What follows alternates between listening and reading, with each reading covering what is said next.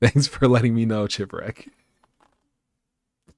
Dang, I've been talking for like a solid 4 minutes. All right, well that's fine. That's perfectly fine because I didn't actually say anything. I didn't say anything of note.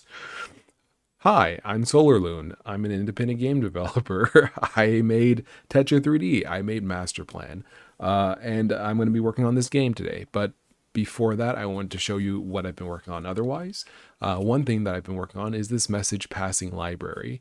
So if you're unfamiliar with message passing, different engines have it. I believe Godot has it in the form of signals. That's kind of the same thing.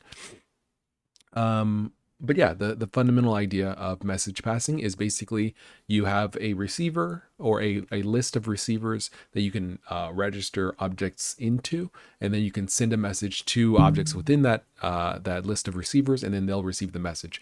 You don't need to know that the object, the structure of the object. You don't need to access its functions or its variables. You can just send a message into the void, and anything that's interested can listen for that message and then act. So that's the general idea. And it works pretty well. So this is a really simple, straightforward design. It's not very complicated at all. You have a dispatcher that dispatches messages to registered receivers. You have a message type, which is essentially just any object in Go that implements a type variable. And the message type value type is basically an unsigned integer 64-bit. So just to kind of show how this works, I made a couple of little examples. One is this, where the player is a character. We'll say he starts off with 3 HP, and he whines every so often. And so he gets hurt so often sometimes, and then he heals sometimes. But basically, the player is doing these things, and we're hearing about it by message passing. So we're not like manually listening for these or reading these values or variables or anything like that. We're just receiving these messages. So this is good because, for example, the way this works, this is all of the example code. We create a dispatcher, we register an object that is listening for messages, and then we create a player object, which in this example is just basically putting out messages into the dispatcher. Each time he takes damage or each time he heals, he puts out a message. And so the status listener is what's basically listening to these messages and printing out variables. So the nice thing about this is that it's type safe. It's very simple in terms of actually implementing this system. It's not very complicated at all, and you can access all of the contents of a message specifically. So you can, for example, in this example, we can print out the amount of HP the player has remaining, or what his HP used to be and what it is now. We can get that data because when the player sends the message, he's putting that data into the message. Very straightforward. And the upside of it also is that we can create a function called subscribe, where we can just basically say the kind of messages we're interested in. So in this example, we're just interested in the player starting, him being damaged, dying, or healing. So now we're cutting out basically the whining messages. So now when we run the program, we can see that he starts off, he gets hurt, he heals, he gets hurt, and then he dies. He gets hurt one more time and dies. So you can see it cuts out all of these whining messages because we aren't interested in those, for example. So we can just specify subscribe there, and that's it. Very cool. Something else we can do with this is in the reply example, we can send out a message and then immediately receive we can basically build it so that when an object receives a message, it can modify the message, and the object that sent the message can then read the message. So for example, in this example, we have an object that is listening for a message, which is the message modifier. And then we just basically create a message in response, which is the message itself. And we send that. And when the modifier receives that message, it just basically is setting a variable in the message. So now we can send a message, and no matter who receives it or if it's received or anything, we can then immediately check the variable, check the messages. In this case, response number and get that number, that information. So that's really good because, for example, if you're making a game, let's say you're doing something like you're checking to see if you can interact with an object, rather than making it so that all of your objects have to implement an interact function or something like that, or you have to tag it as an interact property or something like that, which, that's fine, but obviously that can be a problem if the object isn't always available for interaction. Maybe it's off, maybe you need to turn it on first, maybe it's story gated, something like that. But anyway, if you're trying to see if like, oh, can I interact with this object as the player, you can send a message to whatever it is you're facing. And then if the object is able to receive the message, it will receive the message. And then it can modify the message and say, yes, I'm able to be interacted with. The object that sent the message can then immediately check that message and be like, oh, I'm looking at something I can interact with. So you don't have to know what it is you're looking at. You don't have to know, if it's interactable, when it will become interactable. That's none of your concern as the player, right? As the player object, you're just trying to see, basically, should this thing light up, or should I press display a little prompt that says E to interact or whatever. And then when you go to interact, it sends a message again to the object. And so the object can receive the message and then say like, oh, let me perform some sort of action, or, if not, then let me, display a message that says like, oh, it's off or whatever. So it's a very good way of offloading that kind of logic away from the player, and instead kind of like putting information out that really works well. I think that basically allows the game to kind of work in a very decoupled way, and that's very good when you have a lot of systems. I think it's overkill if you're talking about like one or two systems, but when you're talking about maybe, for example, pausing the game and maybe not pausing every object, or pausing only some objects, or for example, sound in a stealth game where the player can take different actions that basically influence the NPCs or enemies around him, so that they, for example, kind of triangulate on the player if he's making too much noise, or you can distract them by throwing something. Those kinds of things are really good for message passing, because it doesn't really matter if it's the player specifically that's causing these sounds. Anything can cause the sounds, right? So it could be the player, it could be a rock, it could be an environment effect, like maybe the player pushes a switch that creates an explosion that causes a rock slide. All that creates sound, and any of those elements can make a sound, right? Can put a sound message out that says, hey, check this out, guards, there's something going on over here. So it's really cool to have this system. It's not necessary all of the time. You can do this with just interfaces, but the thing about interfaces is that it requires a lot of boilerplate, right? Because you have to, make an interface function. You have to fulfill an interface in Go for an object for each ability it has using functions. So you might have a can interact function that has a Boolean value. You might have a interact function, right, that allows you to interact with an object. You might have a like with the stealth system, something that attracts enemies, something that maybe allows them to alert other enemies around. So that can create a lot of boilerplate code you have to write. And then on top of all that, if you change any of it in Go, because interfaces are implicit, you have to then change all of the functions in your code, right? So if you change it from can interact to can use, now you have to go through and rename all of your can interact functions to can use.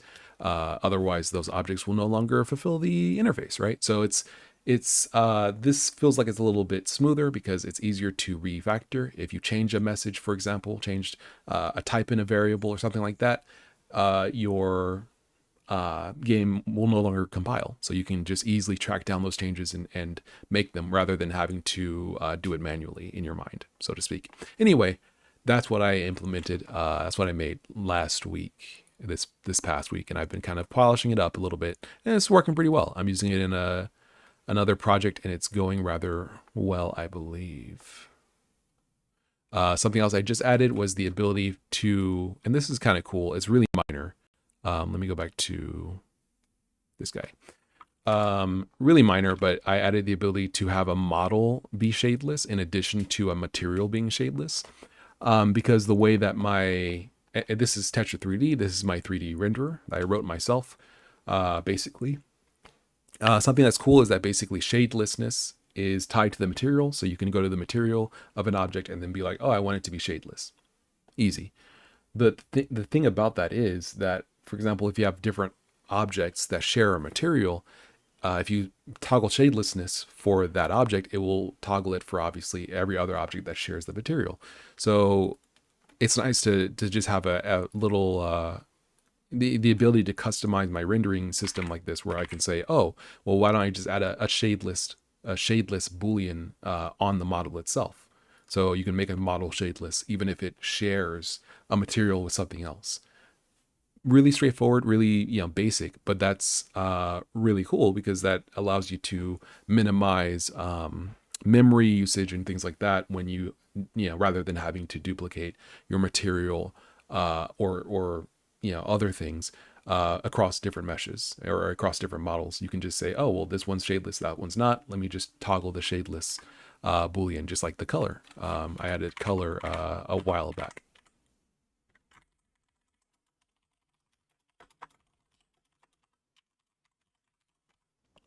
Yeah.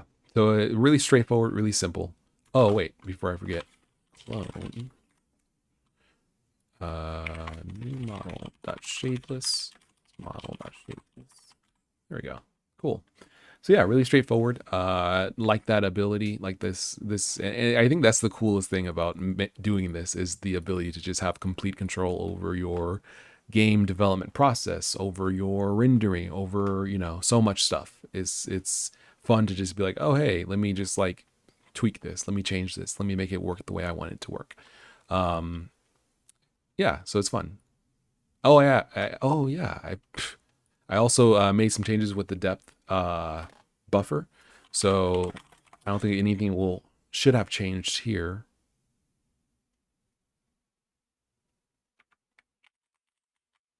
Cool. Nothing really changed here, but basically or maybe it is a little foggier because I pushed the depth buffer. I kind of squeezed it a little bit because before objects could get close to the camera and basically be in front of the camera, but essentially have no more depth, or objects could be just on the edge of visibility and have no more depth. So basically that would cause depth issues when an object is too close to the camera or too far away. So now I'm squeezing those values a little bit, so nothing ever gets too close to the camera and nothing ever gets too close to the camera and nothing ever gets too far from the camera. So that's good. And then in addition, this game is looking a lot better. I got the shadows looking pretty good, I think. There's still some tweaking I need to do. But yeah, it's basically kind of a faux shadow system where depending on objects, where they are in space, the ground next to them has a little bit of a shadow. So it makes it look kind of good, actually. It makes it look pretty good. It's kind of convincing. It's not perfect. There's, some issues like this, some situations like this where it just doesn't really look right. And maybe this is also kind of an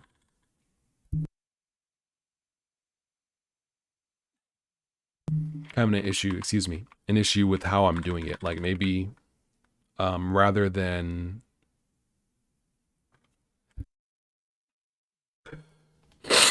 excuse me, hold on, maybe I need to blow my nose. I'll be right back. Excuse me, it's dusty here. Hold on. Well, I guess I can leave you with some music. Let me get the music going before I do that.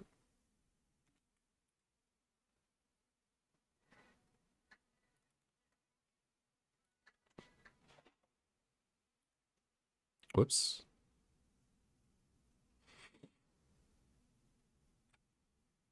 There we go. Cool. All right, I'll be right back. Hold on.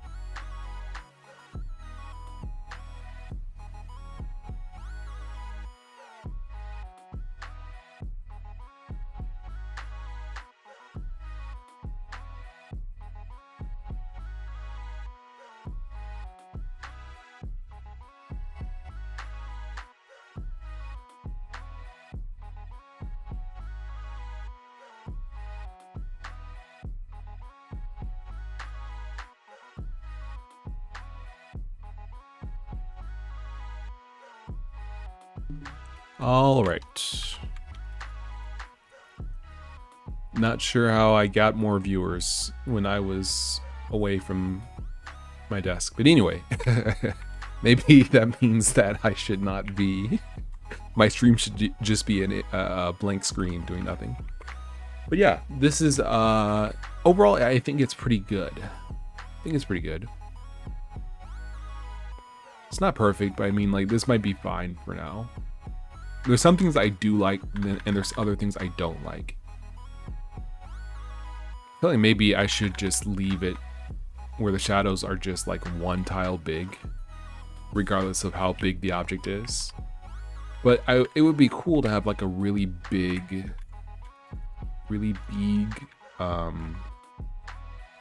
object and like have the shadows kind of like match. I feel like it would be cool. Let me see if I can, how that would look.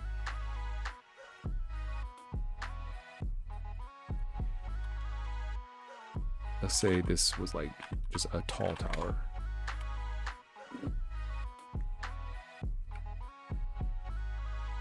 Yeah, like that's kind of cool.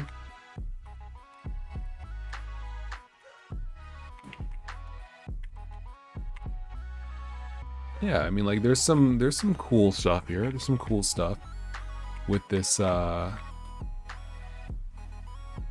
of a design. Yeah, I guess I'll leave it alone. It doesn't need to be perfect. I think it does the job that I'm trying to get it to do. Something I wanted to add was some verticality, though. Just like that tower, I like that. Actually, I like that. Let's just do something like this.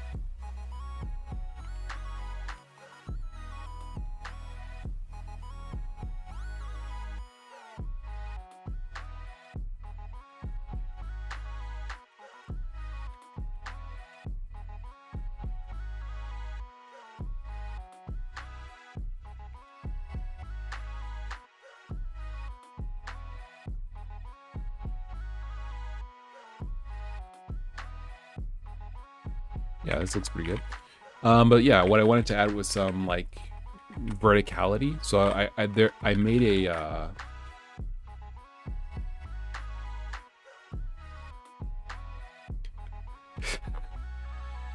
I made a staircase. I made a staircase. Here we go. So that works. That should work where you can go up and down. That won't be hard to program. But what I need to do is basically make it so that like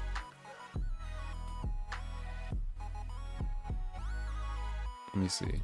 I need to make it so that the pathfinding updates. How I'm gonna do that, I don't know. I guess there's a couple ways I could do this. One is to basically do something like this, where the pathfinding is like 3-dimensional. Doesn't take too long.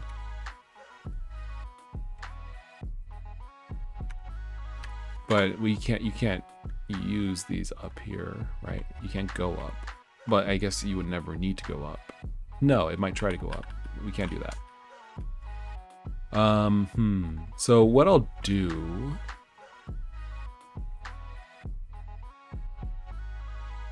I'm just thinking about like, would I want a multi-tiered, well, for now, let's not focus on like the third dimension too much.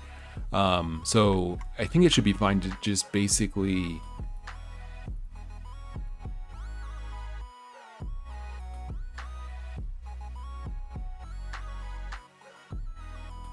trying to think about how exactly I want to do this.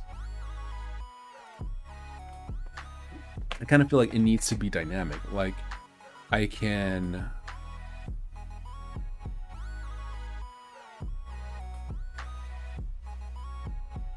well, yeah, maybe it should be dynamic because the level may not always be this size. This is definitely big enough for every level in the game, I think, but maybe not every level needs to be this size because the issue that I'm trying to walk my mind around is basically if I put a staircase up onto another level or something, the pathfinding needs to know, oh, I can get up there. That's basically it. So how do I move the nodes up? I can just move the nodes up. That's not the problem. But rather, do I ever want something to go underneath that area? I don't think so. I don't believe so. So it might be fine to basically just path, but well, okay. But then also, like in this situation, we don't want the node to go up here. We don't want it to be on top of this brick because there's no way to get up there. If we added a staircase, then we would want that. So let's go to level 2. So we have somewhere to test this out. So I'm thinking that basically I can be like stair? No, collection. Stair?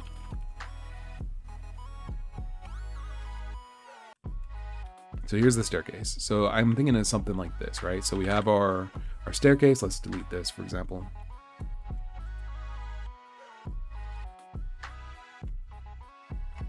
And now let's say we want these pieces of cheese to be like up here.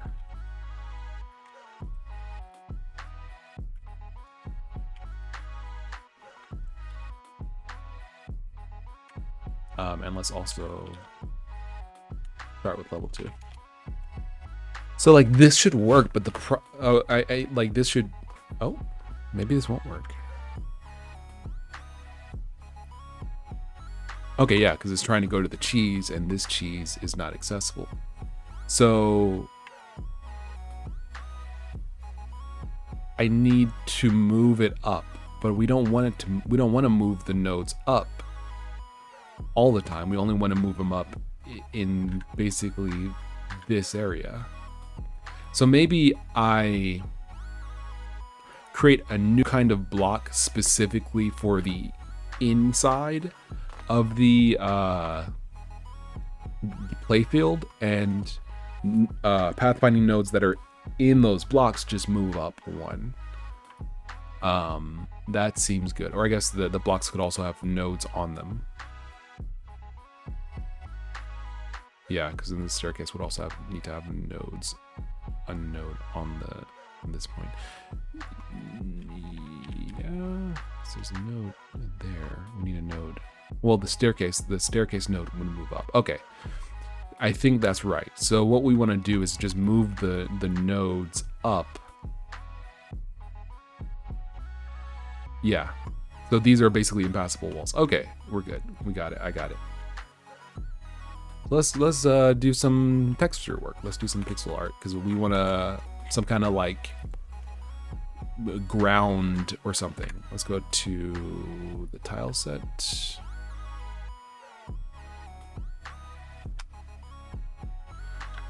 What would be cool? And also these little corner pieces are very I know who I am. The legacy lives on of dirty street tiles. So yeah, we need some kind of break or block or something.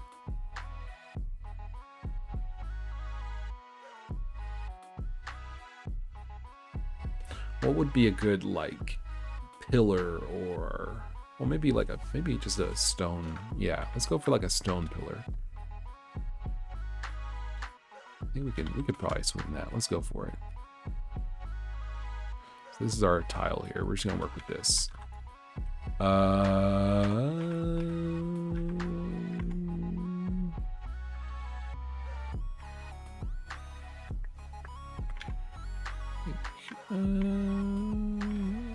Can we go for maybe I'm trying to see what the color scheme looks like. Do we want? Well, it probably should be maybe boxes. Maybe boxes would be better, like crates.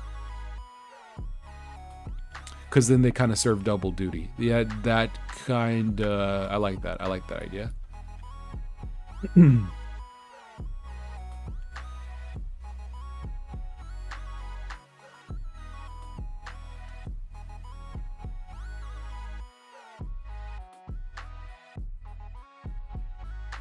Whoops. There we go.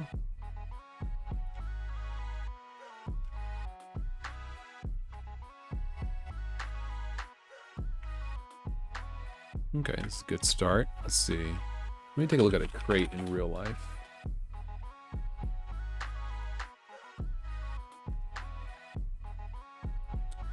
Got it.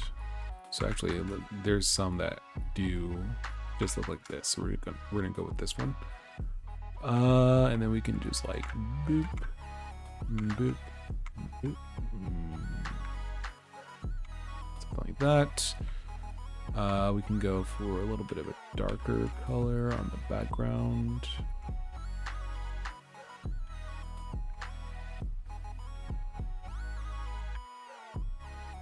Okay, and then give me something in the middle. There we go, perfect.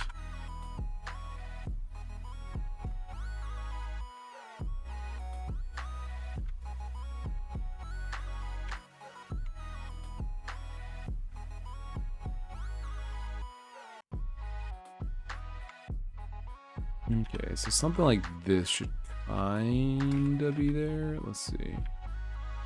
Do we need to go like this? It's probably fine. And that's basically the same thing with some negative space.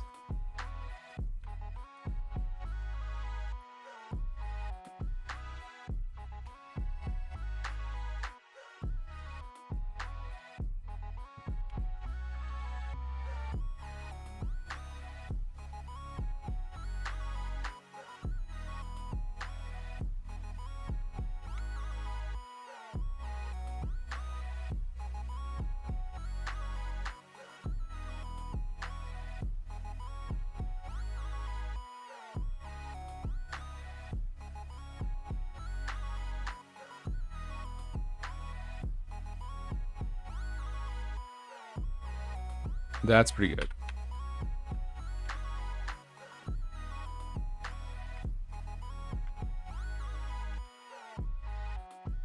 Yeah, that's pretty good. It's suitably cartoony enough, but I think it'll work.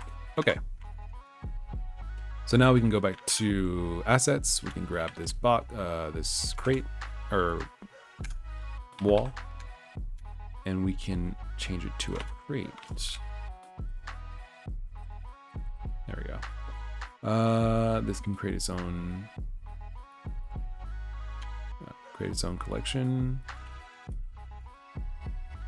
It can be here. That's fine. Cool.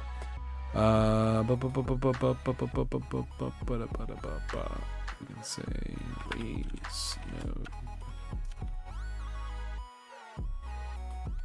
Raise pathfinding is Boolean true. We can save this. And then we want to just change the texture here. Can we grab this guy?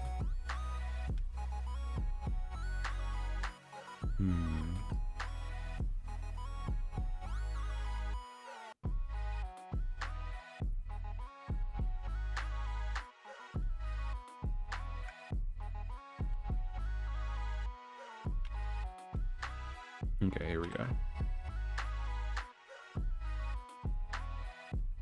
Okay. I mean, I guess we could have it look a little nicer so we can kind of switch it up a little bit. Yeah, that's fine. So we can do something like maybe we just like what we do is something like this, I guess.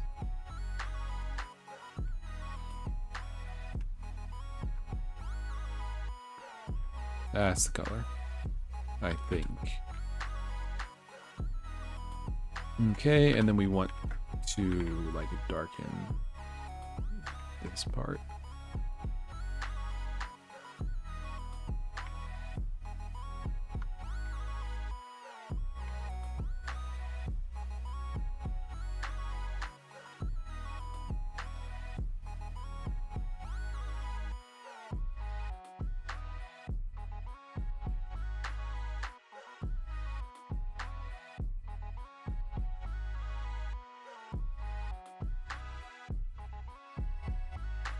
Okay.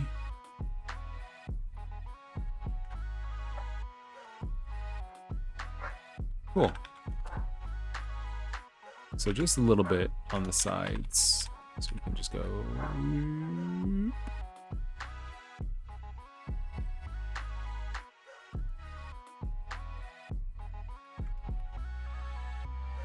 There we go. Cool. All right, so now we go back to level 2, and we can now replace these with crates.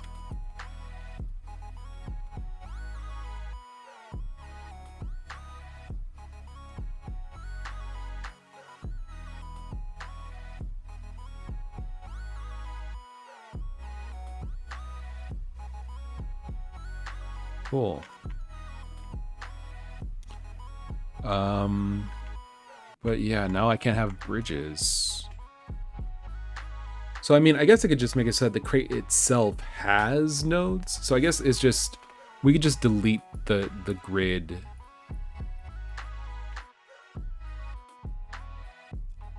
Yeah, delete the grid spaces where it's colliding or just have no collision with the grid spaces where it's colliding with anything, and then we could have a node above certain objects, which would be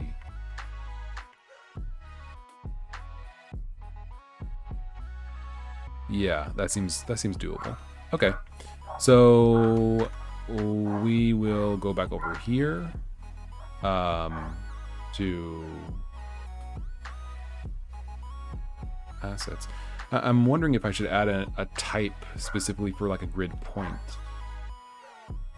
but I don't think that's necessary. Okay, we'll just say this is grid path because we're gonna do this in code. Well, I guess we could do this in a couple of different ways. Here's what we're gonna do, because I'm waffling. We're gonna make an empty, like that, I think. We can parent it to the crate, add it to the crate collection, and then we will say this is basically a pathfinding grid point.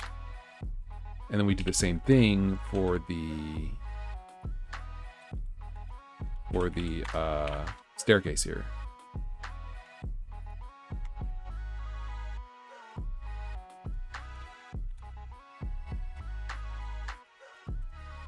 I think it's something like this.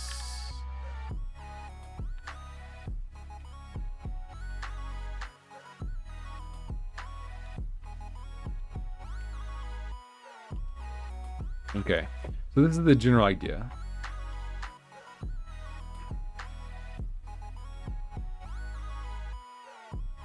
There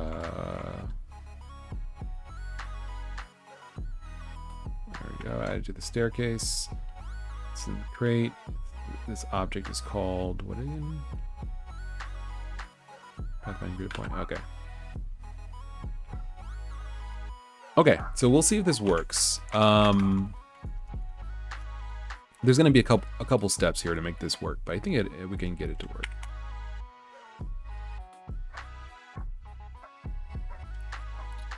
Okay.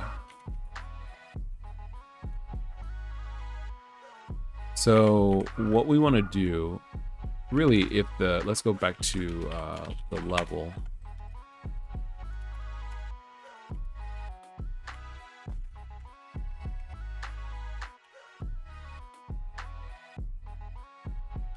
Let's see if the grid point is disconnected. gp.grid.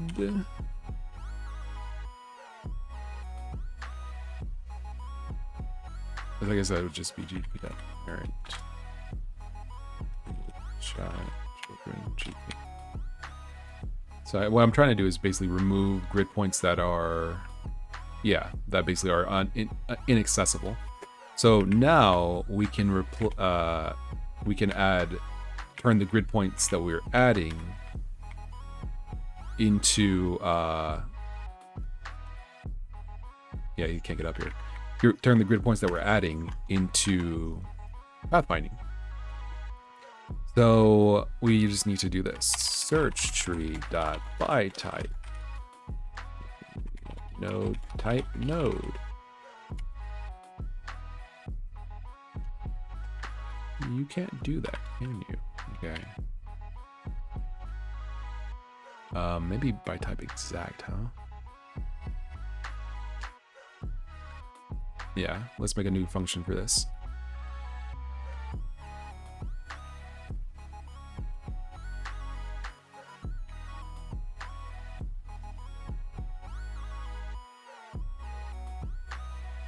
Exact. Okay.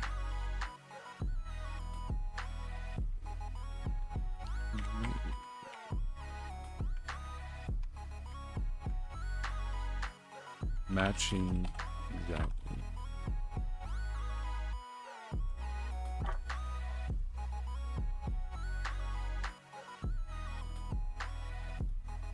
A model.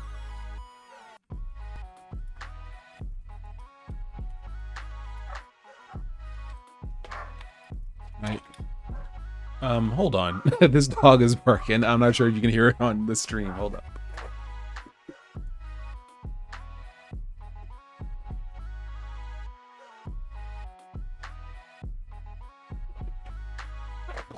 Okay, I'm back.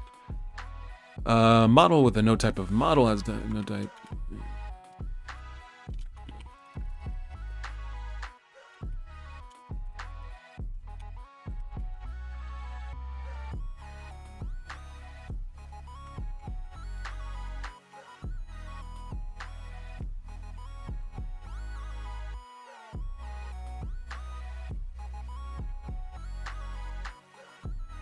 Okay, so really, I mean, I guess, like, do I ever want an inexact node type? Probably not, because if you're looking by type, you're looking for models, you're looking for, yeah, you're looking for the nodes that fulfill the type, and you're probably not looking for other types.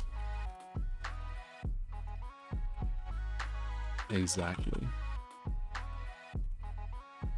All right, that's probably good enough. That might come back to bite me. That might come back to bite me in the booty. So let me double check something real quick. Let me double check my engine code by type. Do I ever use that? Only in a couple places.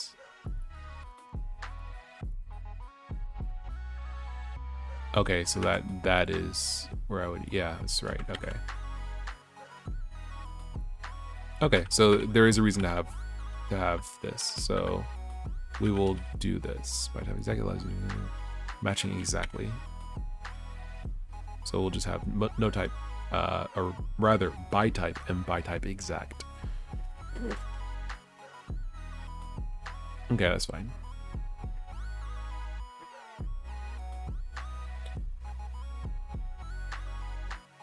So we're looking for, I mean, really, I guess I didn't need to do it this way, but yeah, I don't have to actually have this. Let's not add it if I'm not, if the only reason I'm adding it is because I want to use it and I don't even want to use it, then there's no reason to add it. There's no reason to add it if the only person who wants it is the guy who's like, oh yeah, I actually am not going to use it.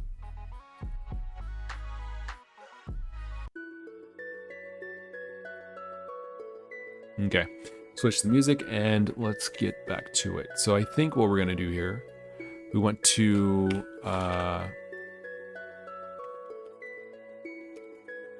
look instead by name because we can identify them that way.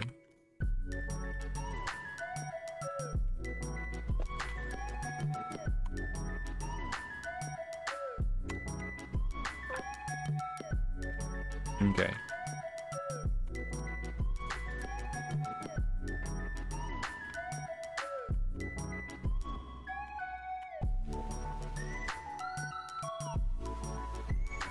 We want to get the grid, which is going to be called Pathfinder Grid. Is it different in every level? Yes. Okay.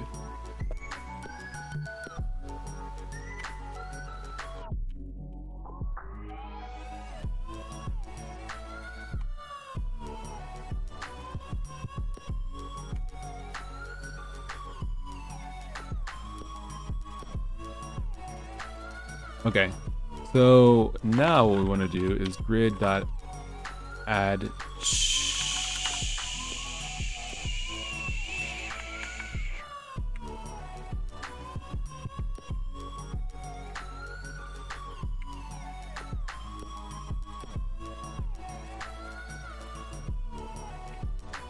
wait, re-index child. Did I? Yeah, hold up. I'm not sure if this I might have found a bug here. Hold on.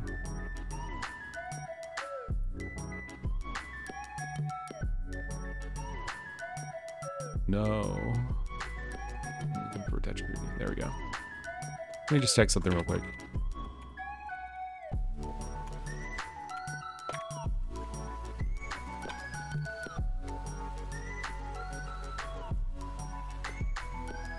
Index child and no that children. Okay, I guess that's fine because it's not referring to the.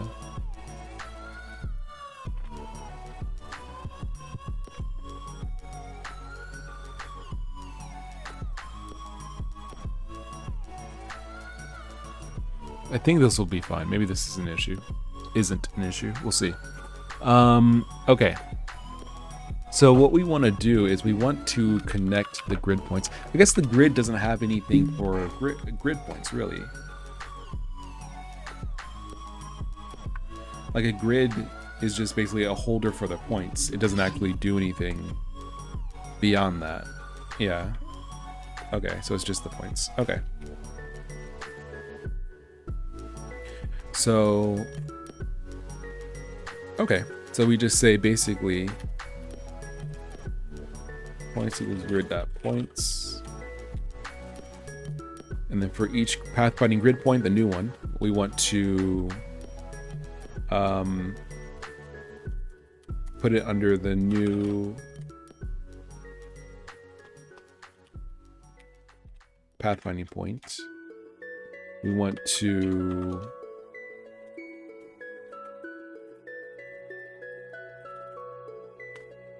oh wait.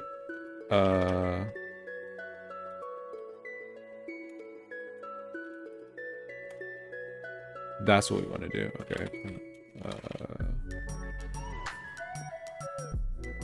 Oh, they're already nodes. Oh. Or they already are nodes.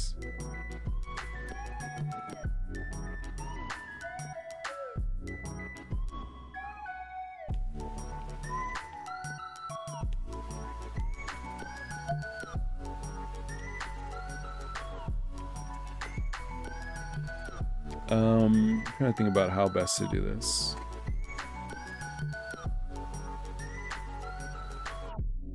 I think we could do something like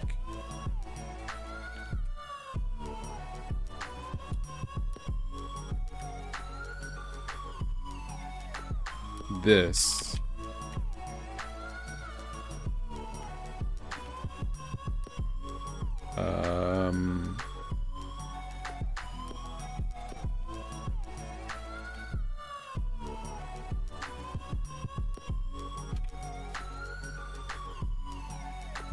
I mean, that's not. There's no point in even doing that. Removing the point could kind of. That's not really that big of a deal. I'm trying to think about how best to do this for each point.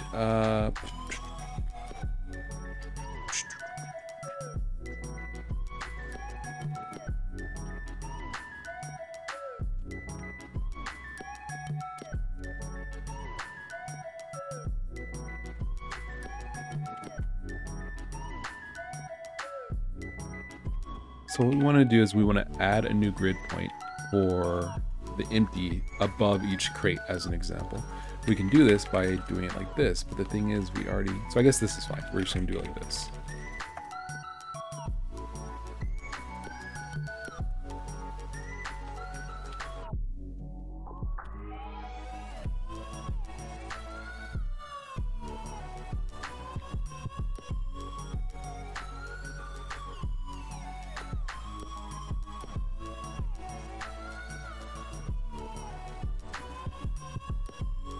Okay, GP, so we're making a new grid point.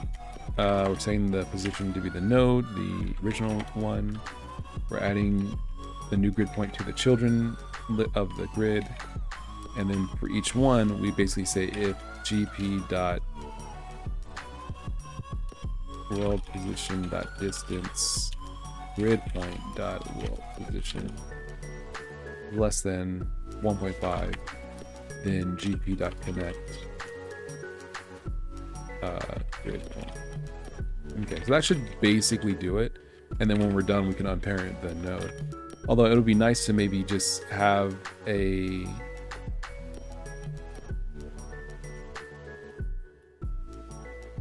like a grid point object type where, well, no, I guess I can do that. Yeah, okay, well, maybe I could, I guess what I can, well, I guess what I can do is something like this.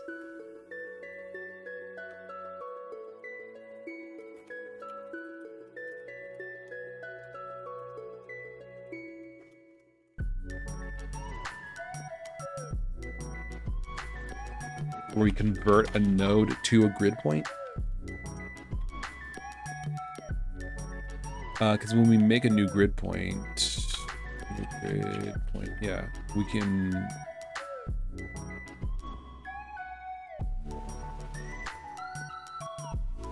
do something like this. And then we just say this instead.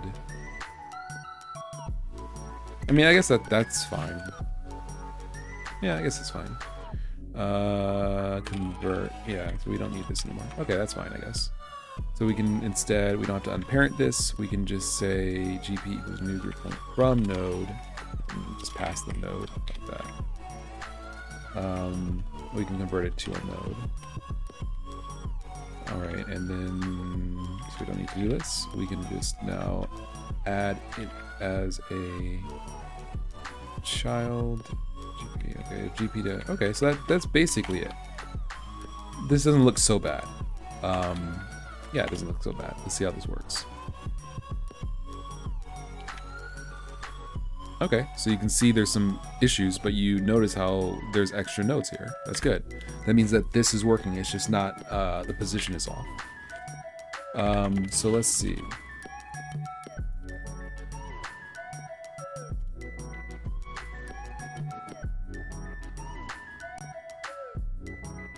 Yeah, 2.51, 2.5, yeah, that's incorrect. It should be...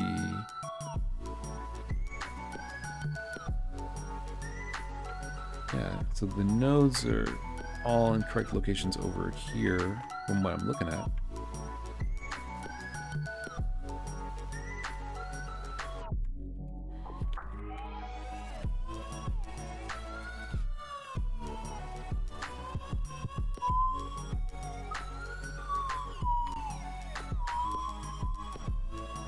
Let's see.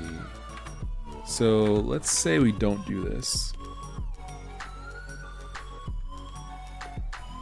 Let me take a look at tetraderm as well. Is it set up to work with tetraderm? Yes. Okay.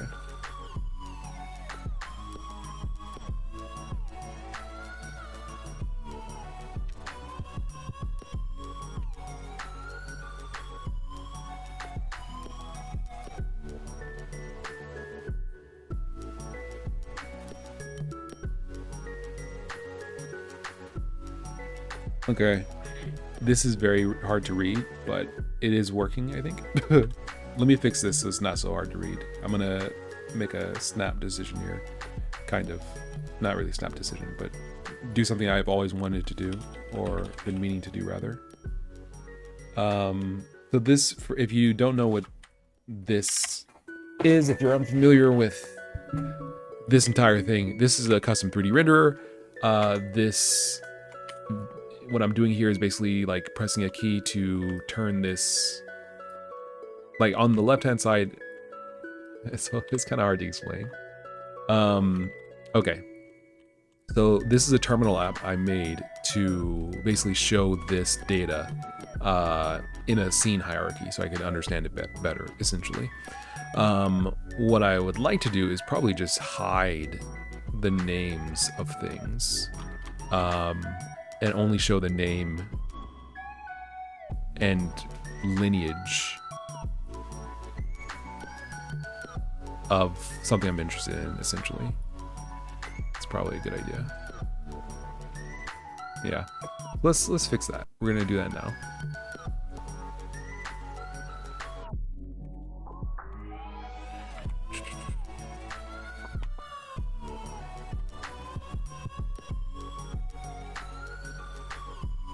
Toggle debug draw.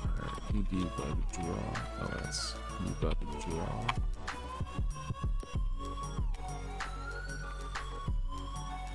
Okay, so draw this. Draw.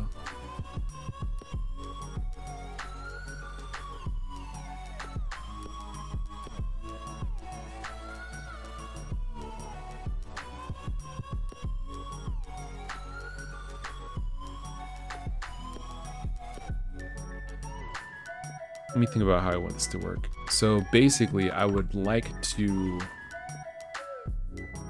I mean, like, maybe we should just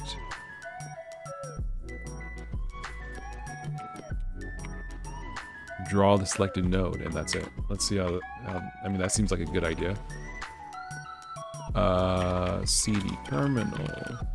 Go install that.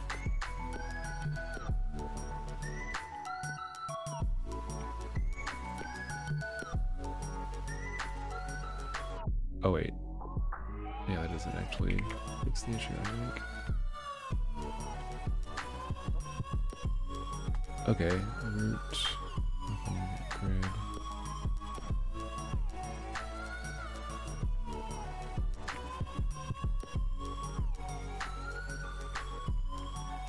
Staircase. Okay, so you can see other things here.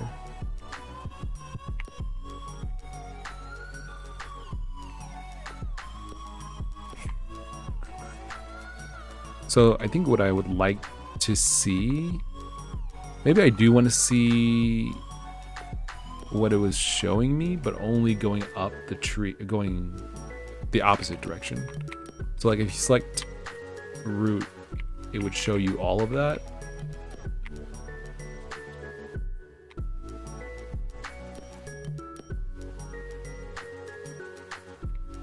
Let me think. Like here, we can see the pathfinding point, grid point is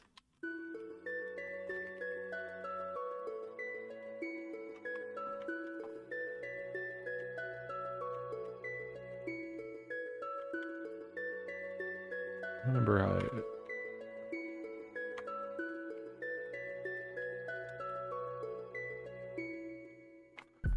hold up.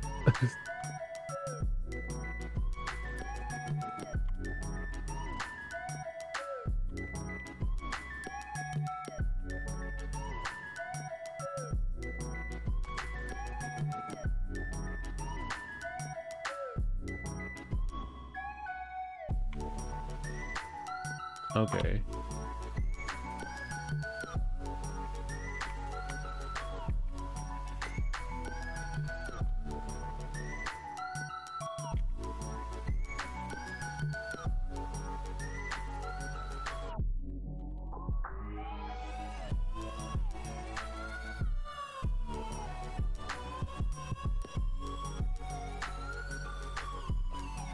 This is so dope. But this isn't what I'm looking for. This is so dope, but this isn't what I'm looking for. What I'm, oh, I'm moved. Oh, that's why. I was like, what is going on? Okay.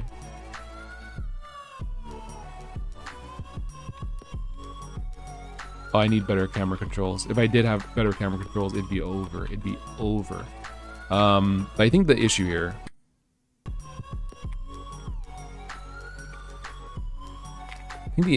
is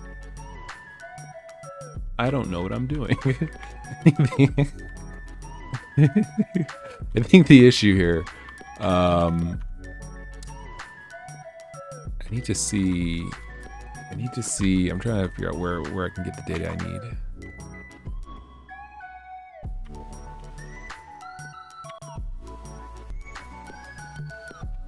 Oh, I stopped it. Okay.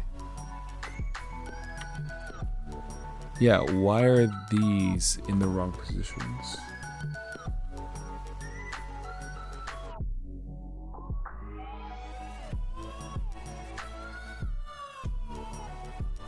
Okay, hold up. I need to do something real quick.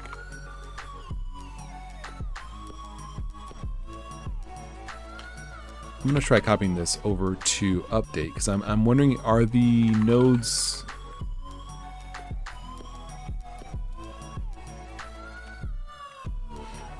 not like, are they moving? Like what the, yeah, why are they, what's this, like why are they centered around, clustered around the center, I guess is the question. Like they're all around here.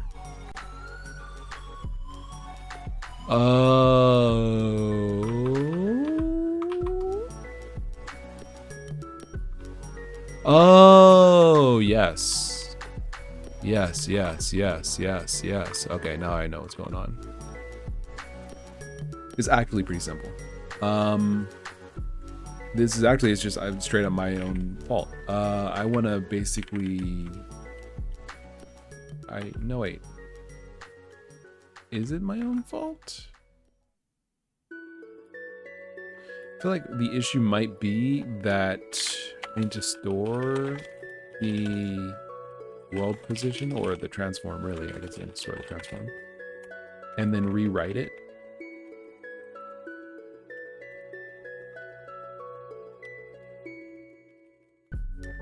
But I feel like I shouldn't have to. I mean, I feel like this won't fix the problem. It does. Why does it fix the problem? Because here the world position is... And if I do this, before,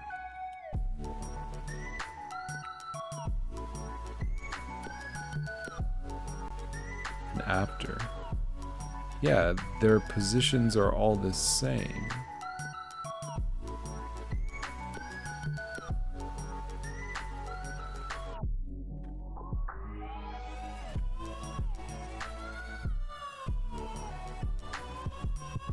I don't know, this is weird.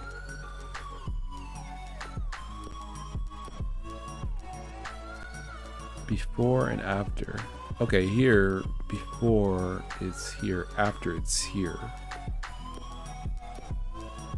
Because I'm not setting the world, okay. Right, okay, that's, yeah, completely my bad. Okay, completely my bad. I could just say world position. And then just say set world. Stored.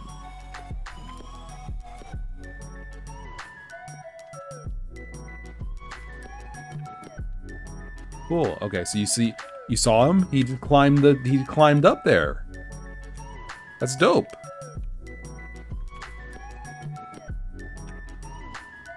That's really dope. Now, there's some things I don't like about this. That I'm now thinking like, oh man, what am I gonna do? How am I gonna get, like, I only want the connection to happen in this direction, like this. I don't want the enemy to be able to come up from the sides of the staircase. But I don't know if there's a way to preclude that from happening.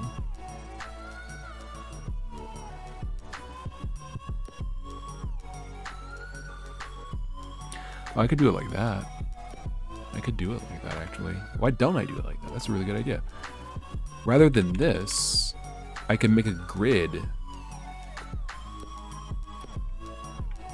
Yeah. Okay, here's what we're gonna do.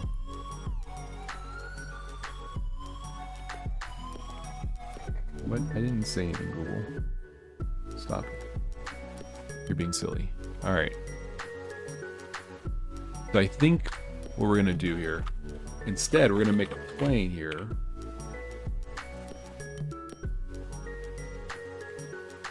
Something like that. And like this. And I think we want it to be like...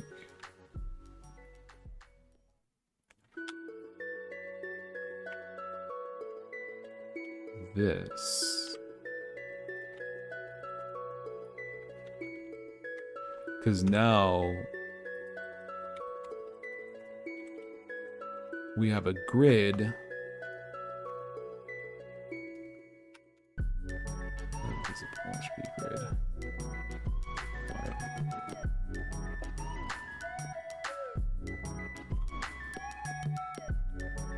Okay. So I'm thinking that what this should allow us to do is kind of work with this a little bit. So what we want to do is basically, for every staircase, we want to essentially nuke all of the nodes within a certain area of the entrance right here. How can I do that? Let's see.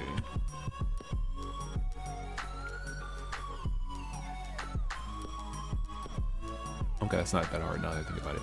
Okay. It's really close actually. It's actually really close. So here's the first thing. We already know that we're working with the grid. What we want to do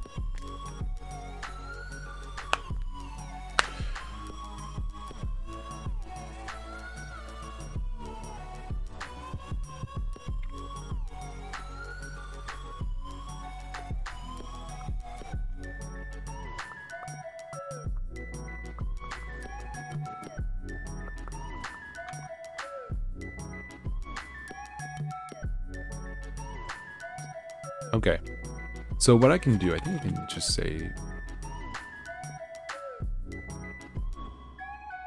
something like this.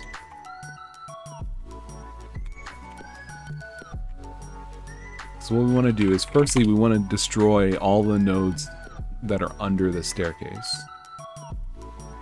Done. Okay, so none of this area has nodes. Then we already have a grid.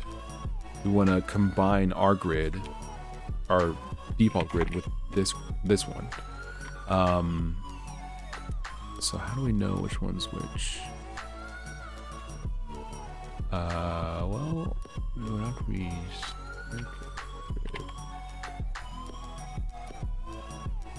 grid. Switch.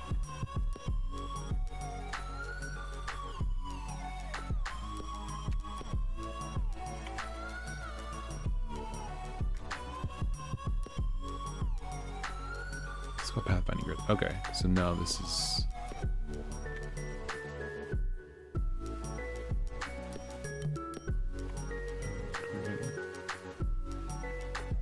All right, we can go over here. We can say level pathfinding grid.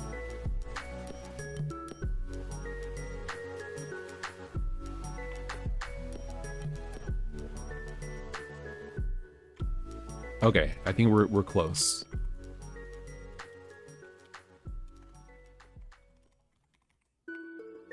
This is our master grid. Okay, now we want to basically.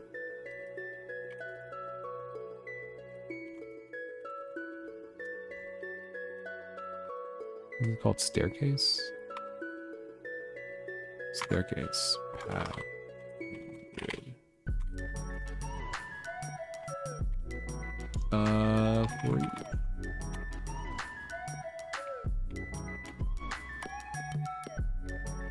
Okay. So now what we want to do is just merge them in. Combine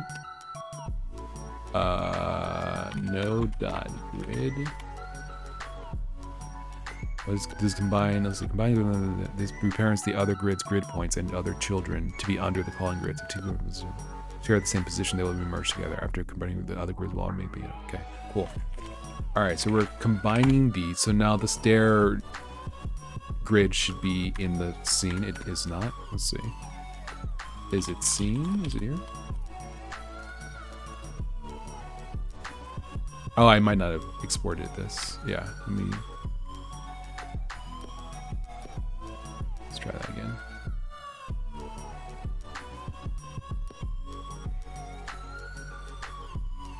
Okay.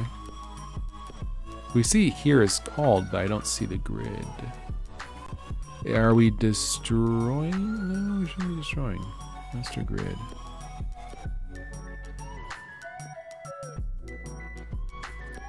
The master grid exists, right?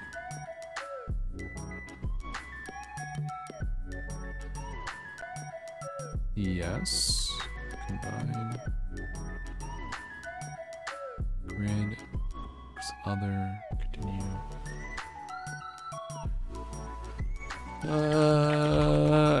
Am I crazy?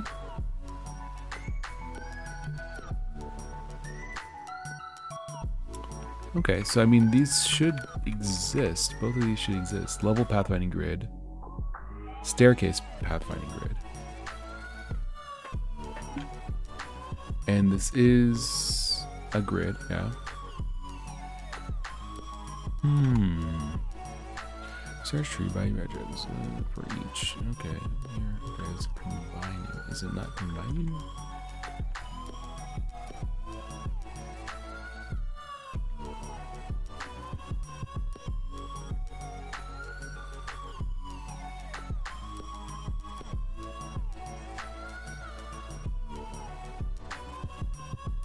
Okay, it sees 3 grid points.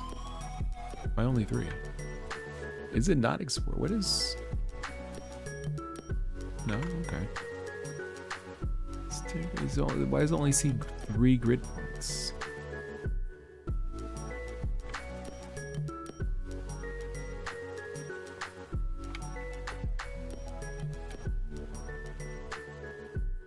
Hold up.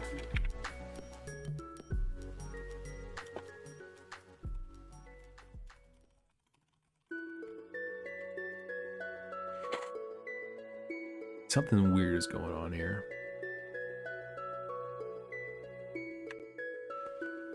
Yeah, there's only 3 grid points, but there's clearly like 12.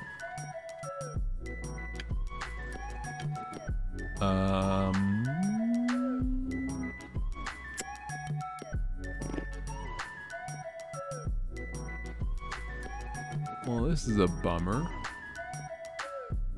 Gotta break out the engine code. What's going on?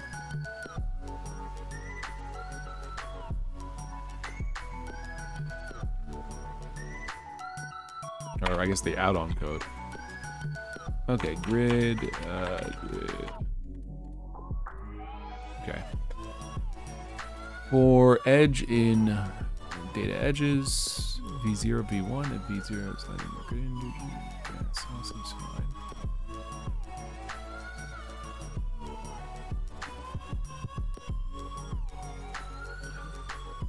Index.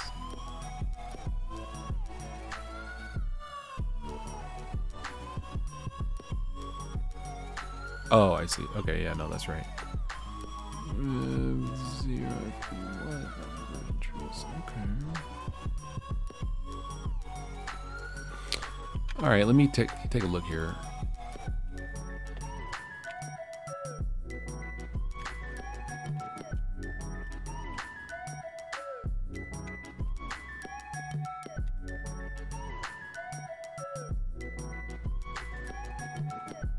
"17 edges." Okay.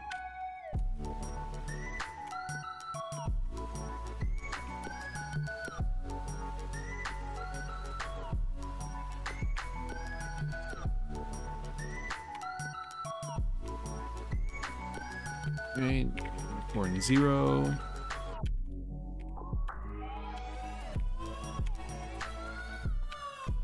Yeah, I don't know. Hold on.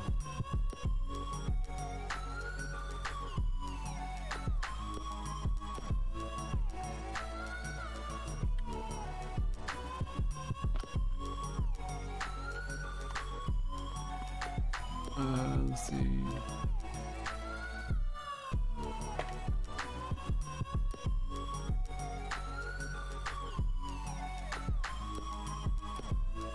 Staircase pathfinding grid. Okay, so we have 1, 2, 3, 4, 5. Like, these are clearly, this is clearly unique. Yeah, well then why is it that when we convert it,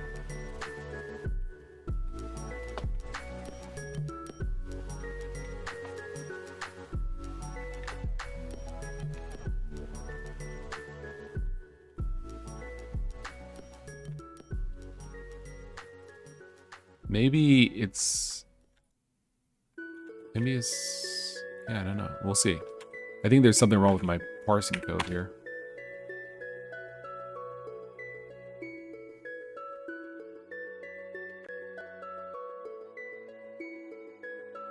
Let me also...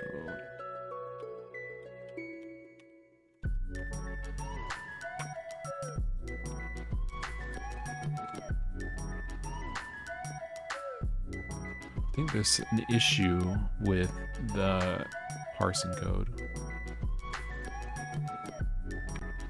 Pathfinding grid.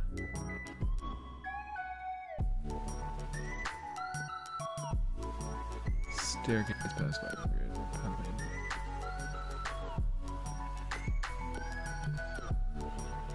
5, 1, negative 1.5, 0, negative 1.5, 0, negative 0.5. Alright, this all seems fine.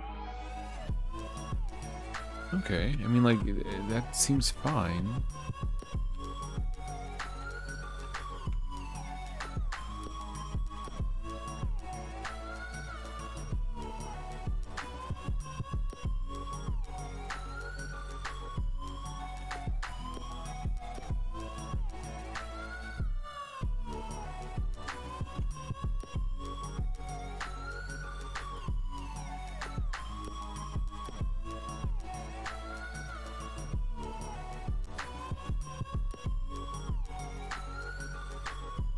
Yeah, there's only 3 grid points. How is that possible?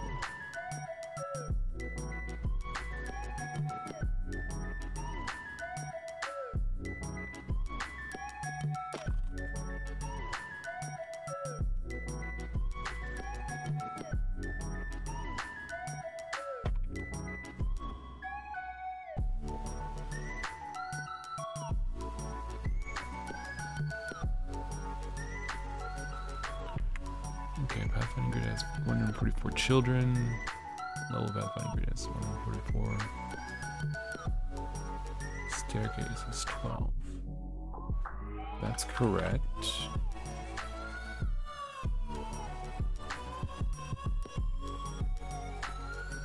Where is it going wrong?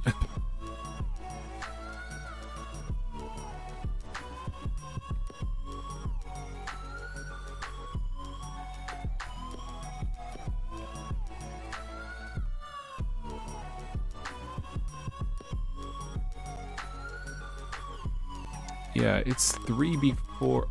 Oh, it's because. Oh.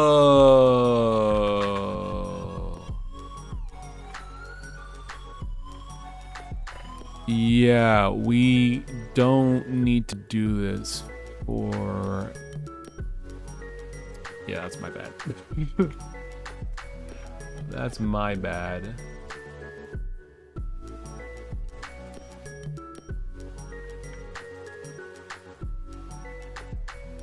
Let me undo what I did here. Undo the changes I made. Okay. Shade this is fine. Okay, this is fine. All right.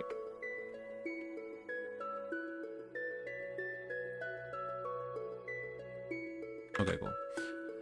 All right. So yeah, I think this is the problem. So what we want to do is we only want to do it basically if node.parent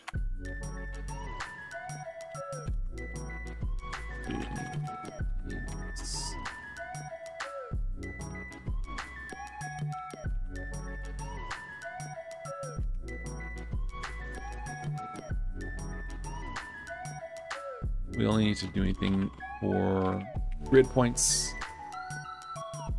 that are okay. That did something. It didn't fix it, but that did something. Well, no. Well, let's leave this alone and rather figure out why this is failing. Let's see. Going down 0.8 when it's position.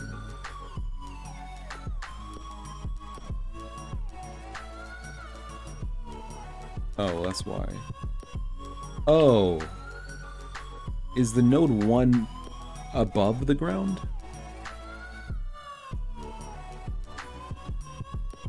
No, it's half a meter. Okay, so it's 0.5. Well, then why is this not working? This is, well, this is, yeah, I guess that makes sense, right? This is, yeah, okay, that makes sense. Okay, so there's a couple problems then. This needs to be split, that needs to be split, and then these points need to all be above 0.5.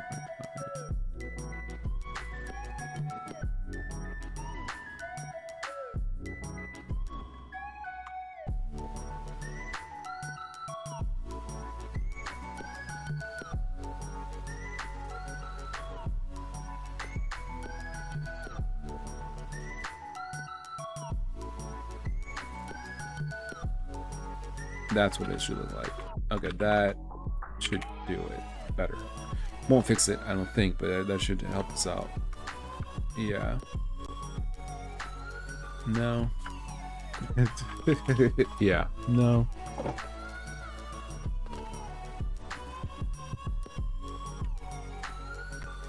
Okay.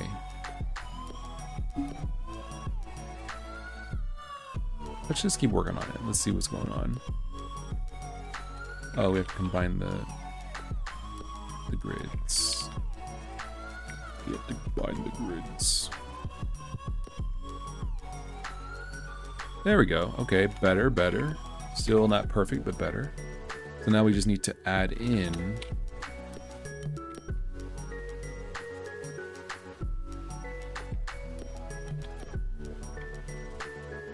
the nodes that are on the boxes. There we go. Okay, not perfect, but it's working. That's what we want. That's exactly what we want. So he goes around, goes up the stairs, and then he goes and yeah, eats the cheese. So now we just need to make it so that the player can fall because he's currently above the ground by 1. So we need to add gravity or just, you know, yeah, some falling. We need to probably get rid of unnecessary nodes. How we determine that is kind of a question. I think that we probably have too many nodes here. Probably could get rid of these and these. Maybe even these two. So maybe that's all we need. Because there should be nodes at the bottom of the stairs. Okay, better, but yeah, there's still some issues. I think the issue is like...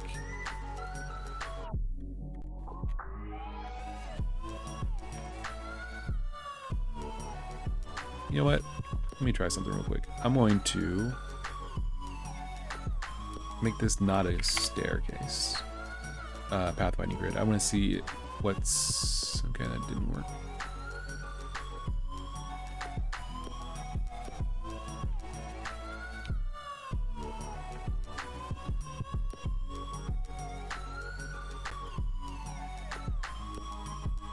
Is it because of the... Yes, okay.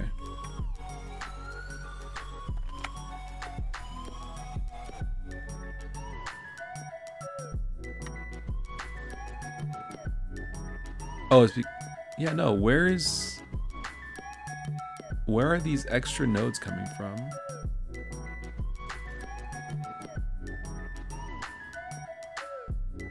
These are coming from the crates.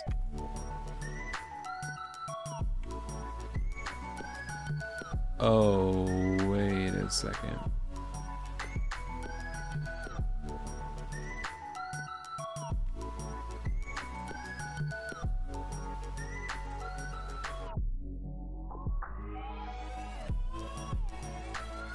Oh, there's still grid points here. These guys, I forgot about them. Okay. All right, that should help us out a lot. Because I'm like, where are the extra? That's better. Okay. So we can turn this back to grid.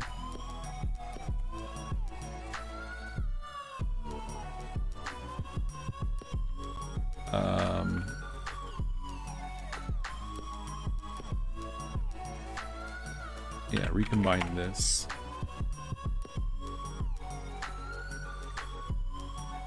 Okay, better. These on the bottom don't need to be here, so maybe we just need these two to be connected. Say 1.2. Let's just do it like this, I guess. We could just say if the distance is less than this, and well, no, because it needs to connect. No, yeah, it's less than that, and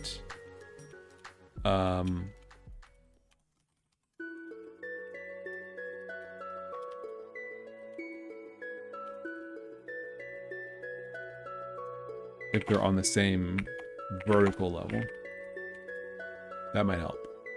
It might help out a lot. Okay. Let's see, where is this? Okay.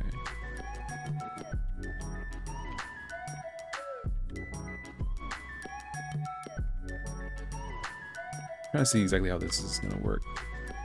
So when we put a crate here,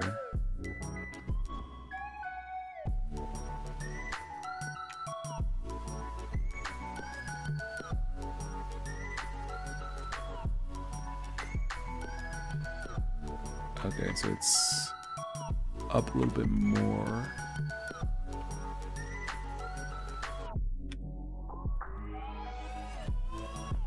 So we can do like something like that would help us, I think.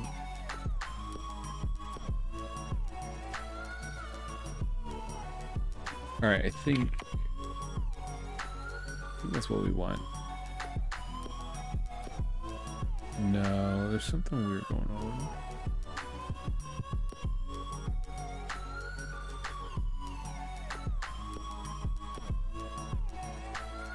So the top of the stairs. Okay, I think I get it.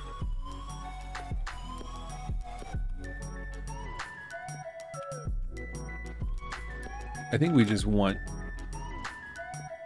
this to be connected like this.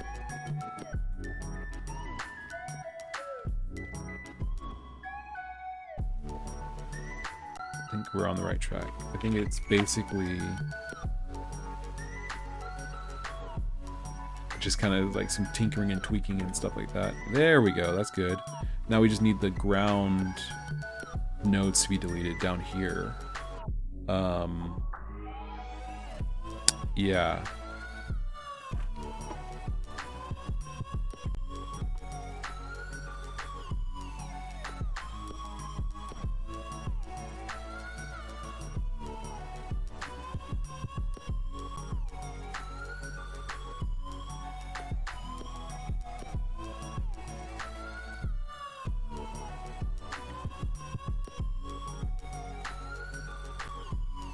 All right.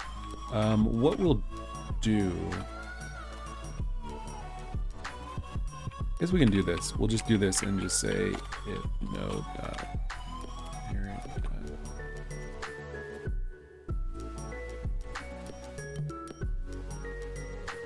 I guess we could just do this.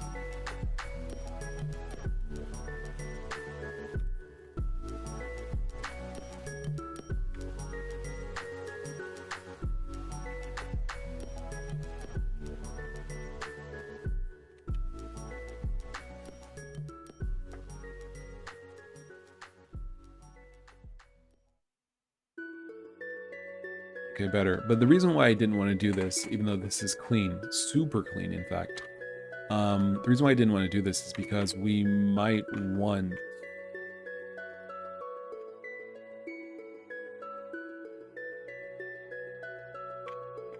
to block off stuff, even if a crate.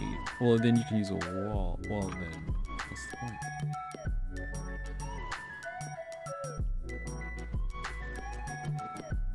I don't know. I'm thinking, and I'm not sure how I want to treat this yet. Yeah, I don't know.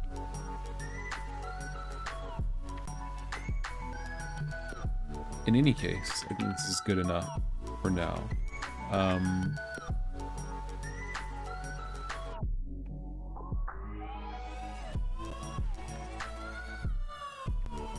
Okay, so we want this, but why is the... I'm finding a good point. Is that because of the staircase? Okay. No, good point.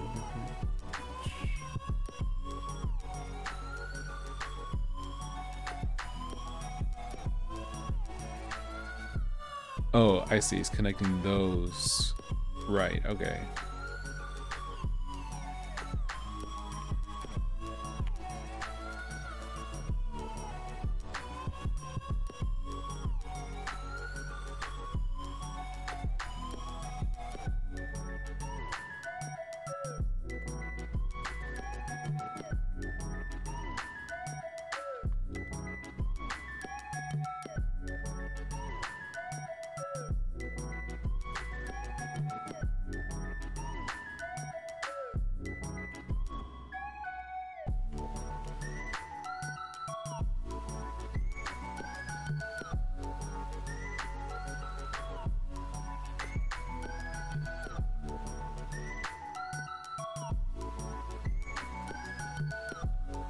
Okay,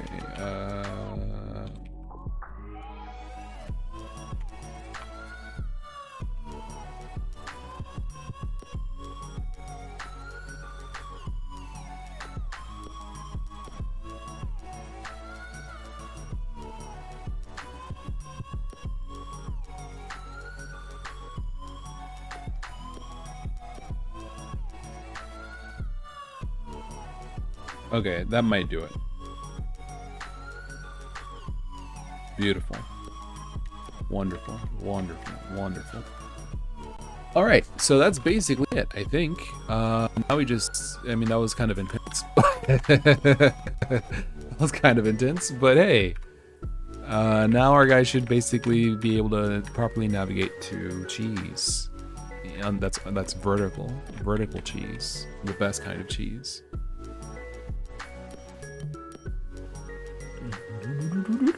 There he goes. He's up there. All right, cool. Man, dude, I'm just like, now I'm like, man, do I want it to be where you can like, the enemy will like walk off an edge to like get back to the ground? So I guess how this would work is basically there are grid points around a crate like this, right? And basically they connect with nodes straight down.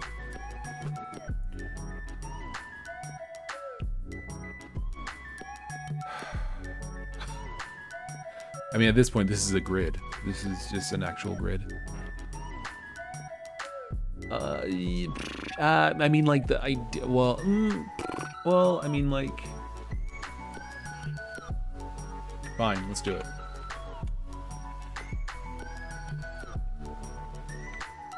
Okay, so what we're gonna do now is we want to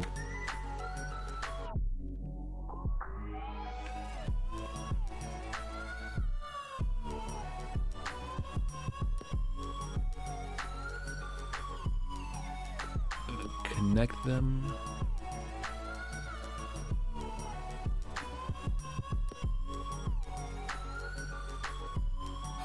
I'm trying to think of how best to do this. Okay, so we're gonna do this a couple of different ways. We do this first.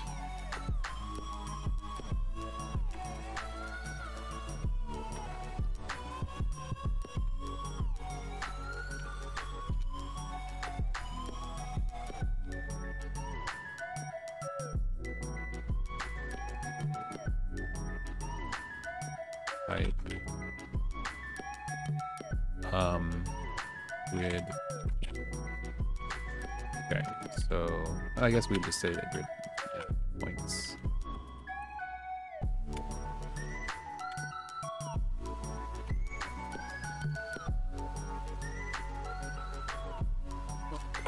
Okay.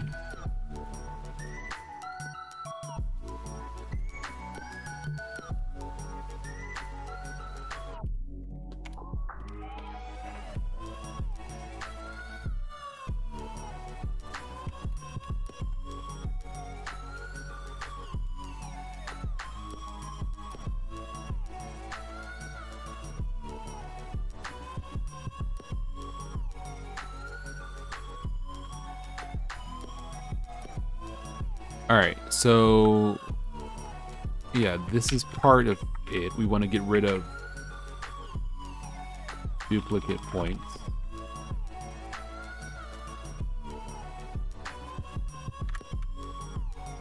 Okay, I can't tell if it's doing it. I think it is. I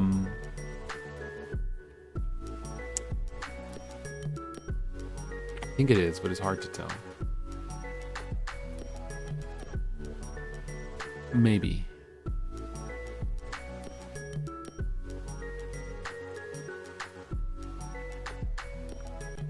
I gotta let's see if this is remotely. I mean, like if it's close enough, then I think it's close enough. I just want to see if he will like go off the edge. If we can get a good RNG, I think he should come around, go up, and then he should go down. No, he went around. That means that these aren't connected vertically.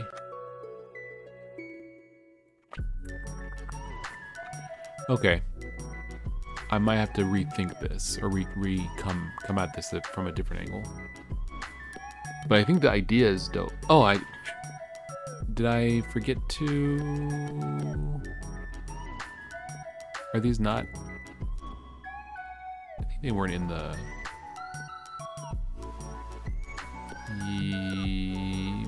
There's something weird about this.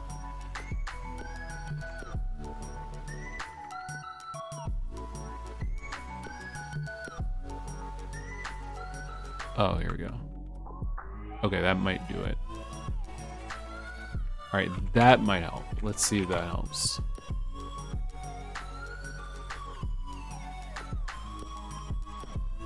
So he goes around to get at that top right cheese. Nah, he ain't doing it right. I gotta rethink it. Dang, dude, this is tough. This is tough, but I feel like I'm close. I feel like I'm close. I feel like I'm close. And the more that I do this stuff, I don't do, pathfinding that much. The more I'm looking at the sore points, and I'm like, there's ways to improve it naturally. So I'm thinking that basically there should be a function to basically get rid of duplicate points on a grid automatically. Well, not automatically, but you can just call the function. So basically it would just be like, okay, is point A and point B close enough? If so, if they're within 0.01 of each other, then merge them and merge them together essentially.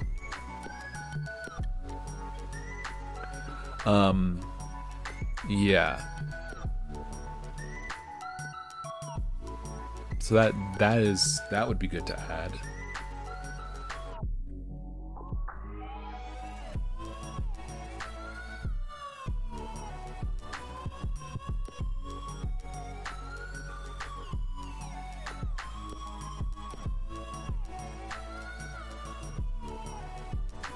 Disconnect all parent point.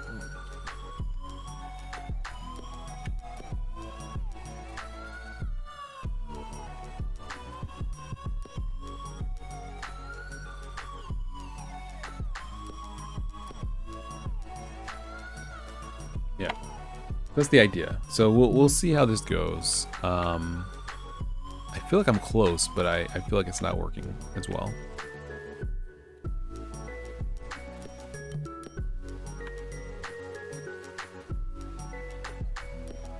I think I need to tag those points as like grid, like fall points or something. so that those basically connect to the ground, and also they delete themselves if they're over ground. So like these points here that are over the staircase, they can be deleted because they're over the ground. But these around the edges, those are the ones that we want to stick around. So I mean, I guess I can give that a shot. We'll go over here to assets. I think we can just grab these outer ones. Create property.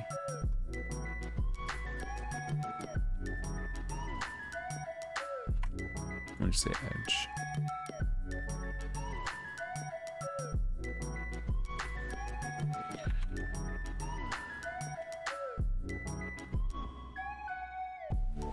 For each grid.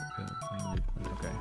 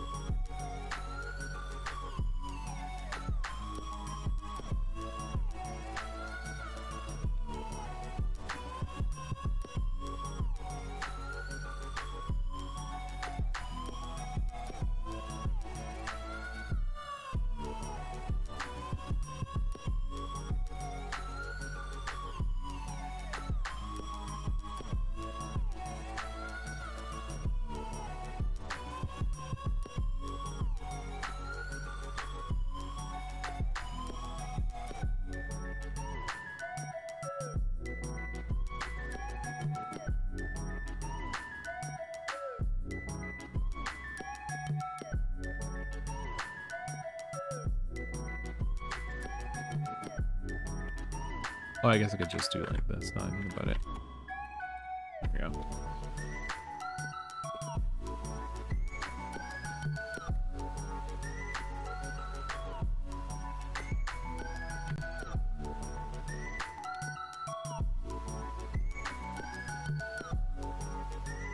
Oh, from should be this.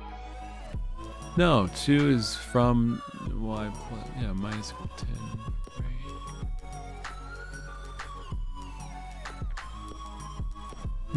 Okay. Yeah, I deleted those edge ones. That's not good.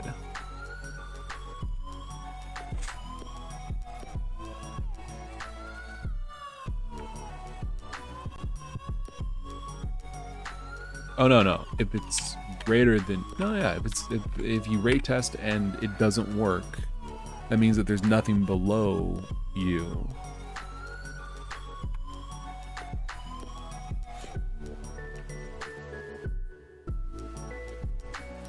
I'm close, but it's not working. All right, well, I'm tired. But once this works, this is gonna be an upgrade for the pathfinding. He'll be able to go off edges. He'll be able to go up staircases. He'll be able to, if we like make elevators or something, he could do that as well. Well, this is the groundwork for that. But I mean, like overall, well, not for elevators. But anyway, it's the groundwork. Don't worry about it. It's the groundwork. It's it'll be cool. Like yeah, this is a key part of it, and I feel like it's starting to look pretty good, especially like, you know, the gameplay and the verticality of it. It's very it's just this adds verticality, especially with the shadow on the side. So I think that's it's gonna look pretty good and work pretty well. We just need to, or I just need to put some more time and effort into it. I'm thinking I'll do the standard arcade, like you walk off of the edge, you just move straight down. You can't like move mid-fall, because then you could do some skips and stuff. If, well, maybe that's part of it. I don't know. Anyway, I'm done. I'm tired. I'll catch you guys on the flip side next time. If you want to support development, well, please follow me here on Twitch. And please check out the links in the description to my channel, my Discord, my Patreon, my itch page, Steam, all that stuff.